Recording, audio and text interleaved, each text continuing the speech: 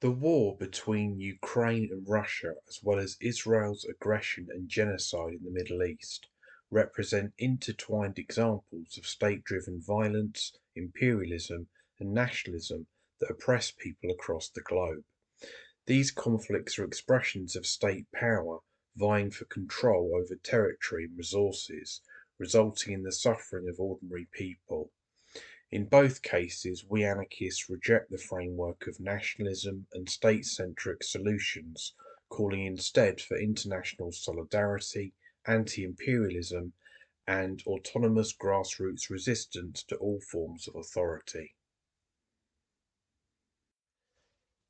For us, the war between Russia and Ukraine is primarily an inter-imperialist conflict in which state power and capitalist interests drive aggression. Both Russian imperialism and Western-aligned Ukrainian nationalism are seen as reinforcing systems of control that ultimately harm the working class. Neither Russia's invasion nor Ukraine's nationalist defense offers liberation for ordinary people. Instead, both sides are engaged in a power struggle that serves the interests of elites. Russia's invasion of Ukraine is an extension of its imperialist ambitions. Vladimir Putin's regime is driven by a combination of nationalist nostalgia for the Russian Empire and economic interest tied to control over resources and geopolitical influence. We anarchists condemn the Putin regime's actions as an authoritarian attempt to expand its power, violating the autonomy of Ukrainian communities and reinforcing state repression within Russia itself. The war also serves to distract the Russian working class from domestic issues such as poverty, corruption, and authoritarianism, while enriching the oligarchs and military elite aligned with the regime. At the same time, we are aware that NATO's expansion into Eastern Europe is part of a broader Western imperialist agenda aimed at maintaining global capitalist domination. NATO's support for Ukraine, including military aid and economic sanctions on Russia, is not motivated by genuine concern for freedom or liberation, but by the West's desire to weaken Russia and secure geopolitical dominance. This illustrates how states on all sides use war as a means of maintaining power and advancing capitalist interests. Both Ukrainian and Russian nationalism are tools used by state elites to mobilize populations for war. In Ukraine, nationalist rhetoric is used to rally the population in defense of the state, often marginalizing dissent and silencing voices that oppose the war, as well as conducting forced conscription to the military, effectively kidnapping military-age men and forcing them to the front. Meanwhile, Russian nationalism justifies the invasion and its atrocities under the guise of protecting ethnic Russians and restoring imperial glory. We reject all forms of nationalism, viewing it as a divisive ideology that serves the interests of ruling elites by pitting workers against each other instead of fostering international solidarity and class struggle. In the face of state violence, we emphasize the importance of grassroots resistance and international solidarity.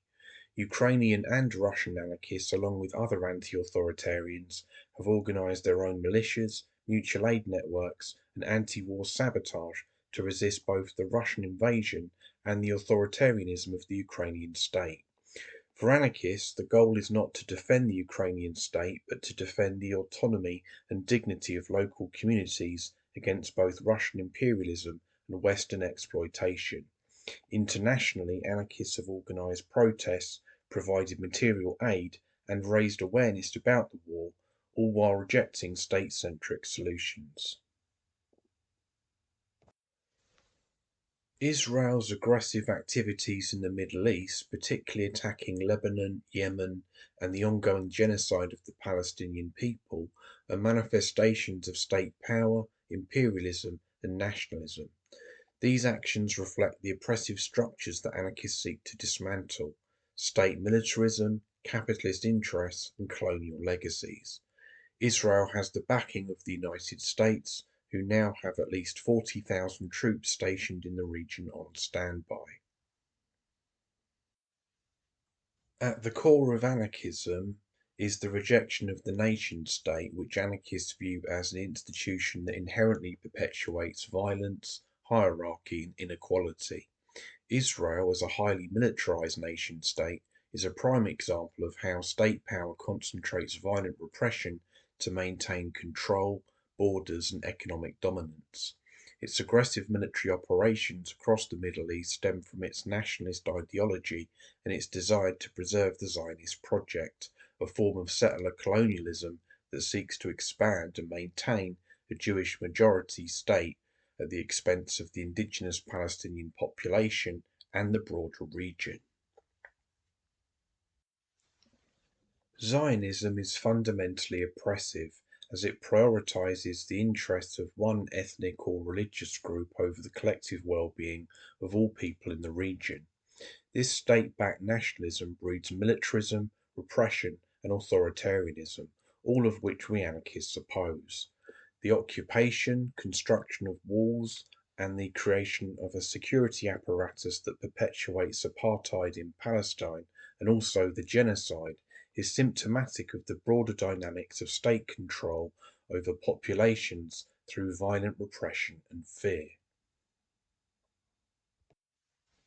The Palestinian people have faced decades of occupation, dispossession, and military violence, and this struggle is often analysed through the lens of anti-imperialism and anti-colonialism.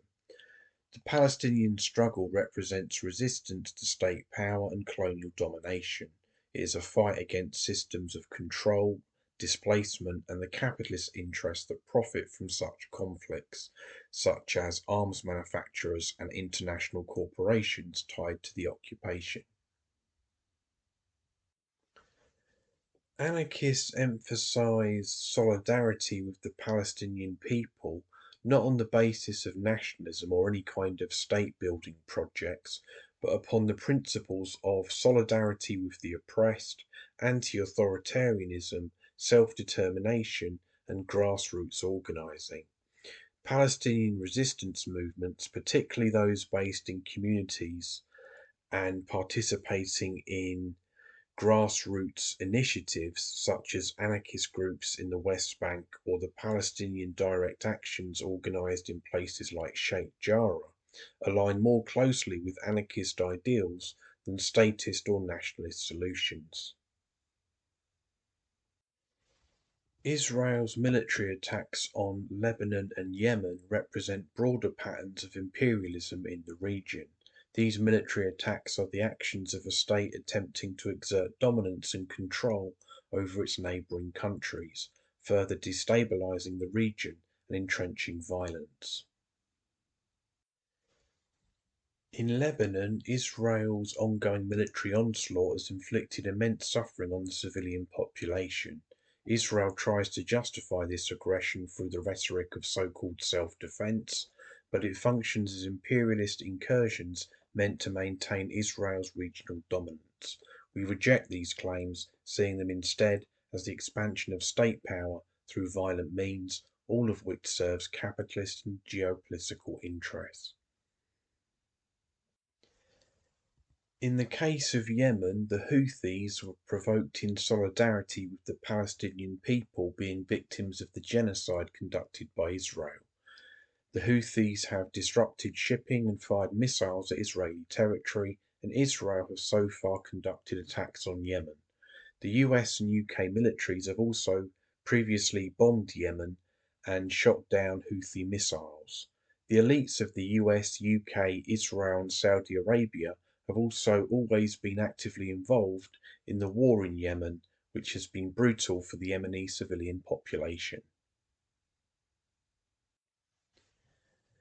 In January this year, a BBC World Service documentary revealed that a so-called counter-terrorism force, including a mercenary company comprised of US mercenaries and led by an Israeli, assassinated people in Yemen who were not in fact terrorists, including the 18-year-old son of a human rights lawyer, and other political figures. The assassinations were initially blamed on ISIS. This was allegedly done on behalf of the UAE government to eliminate political figures they didn't like, and possibly with the knowledge of the CIA. It's also alleged in the film that the supposedly so-called counter-terrorist force enlisted the help of arrested members of Al-Qaeda, including a leading Al-Qaeda member who was involved in the attack on the USS Cole, killing 17 US Navy sailors and wounding 39 in 2000. The mercenary company by the name of Spear Operations also trained Yemenis to carry out the attacks. These operations are also very possibly ongoing. The war in Yemen is another product of state competition where authoritarian regimes and capitalist elites vie for control over territory, resources, and influence. The suffering of Yemeni civilians is not simply a byproduct of conflict, but as an intrinsic result of state systems that prioritize profit and power over human life. Israel's actions are very much linked to global capitalism and Western imperialism. The Israeli state's existence and expansion are heavily backed by Western powers, particularly the United States, which funds and supplies Israel's military capabilities. These alliances are crucial for maintaining the region's militarization, as Israel functions as a key outpost of US imperial interests in the Middle East. The relationship between Israel and global capitalism cannot be overlooked. The Israeli arms industry, one of the most advanced and profitable in the world, thrives off of the ongoing conflicts. This creates a perverse incentive to maintain a state of war, oppression, and occupation. War becomes not only a means of maintaining control, but also a profitable industry, tying the interests of global capitalism with militarized state violence. This is another example of how capitalism and the state coalesce to perpetuate violence and inequality. The conflicts in Ukraine and Israel's aggression in the Middle East are not separate but deeply connected by the same underlying forces: state power, imperialism, nationalism, and capitalism.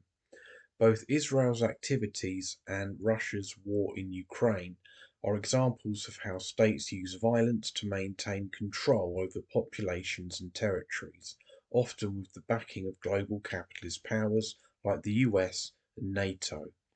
In both cases, ordinary people, whether Palestinians, Lebanese, Yemenis, Ukrainians, Russians, or others, are caught in the crossfire of these imperial struggles, while elites profit from the suffering and slaughter. We reject nationalism, militarism, and state authority in favour of international solidarity and autonomous horizontal resistance. The only way to end these cycles of violence is to dismantle the state and capitalist systems that fuel them and to build a world based on mutual aid, autonomy, and cooperation across borders.